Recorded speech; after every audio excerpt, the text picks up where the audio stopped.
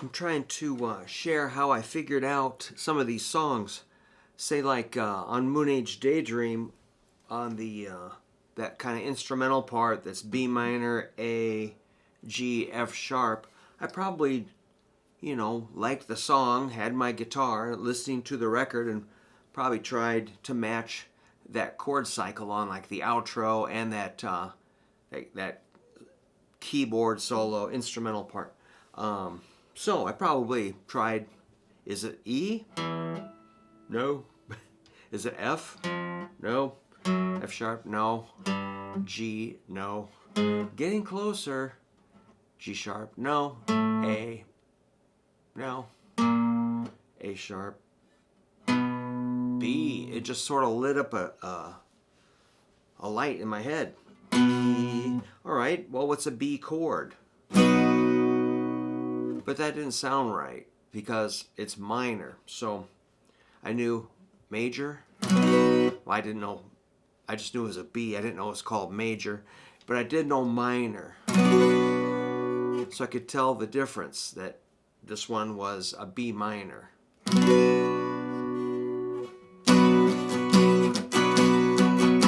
And then it goes lower, down.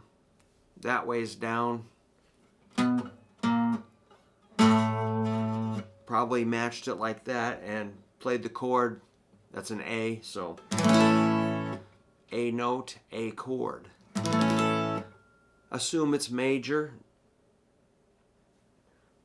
and then it goes lower to a G note, a G bass note. Build a chord on that bass note. We'll just assume it's major, then it goes lower. You could kind of hear its half step. I didn't really know what a half step was. I just knew it's about that much space. I knew it more by I could estimate the space, but I didn't have the words for it. All right, and that repeats. So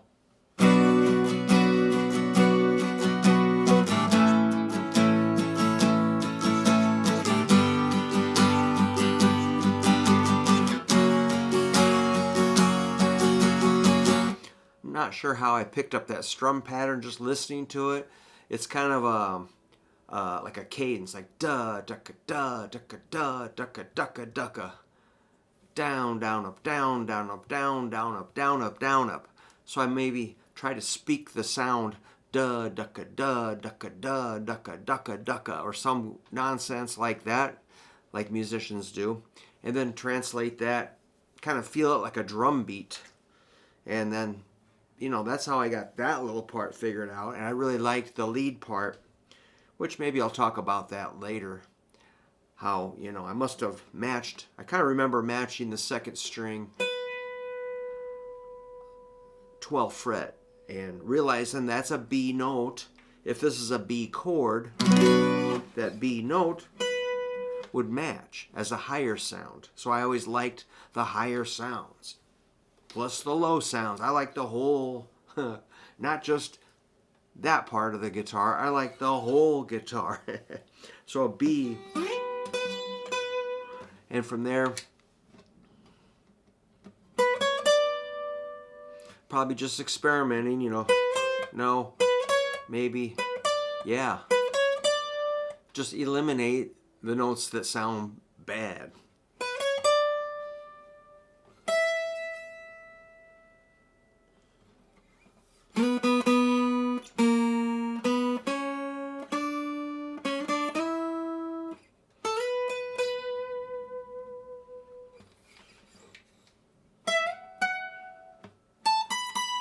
Something like that, just sketching out what notes are possible, and that would be kind of outlining the skeleton of a scale, and experiment with, some bending. I can't really bend these strings very easy, so I won't embarrass myself, but maybe I'll do a separate video on that outro lead. Yeah, that was,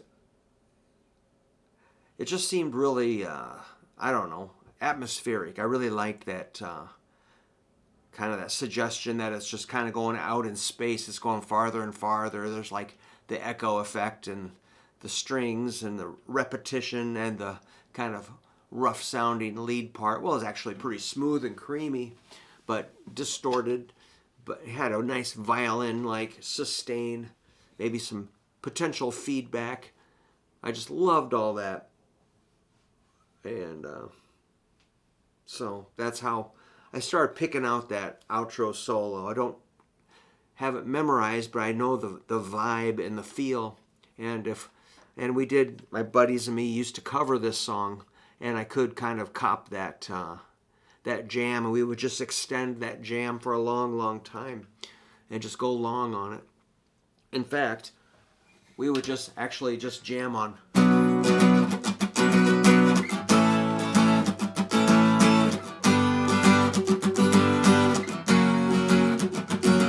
and take turns soloing or solo together and make the notes collide, kind of make a bunch of racket.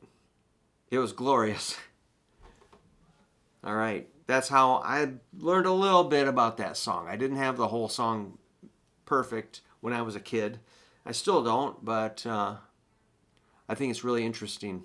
So thanks for letting me make these little videos about some songs off The Rise and Fall of Ziggy Stardust and the Spiders from Mars.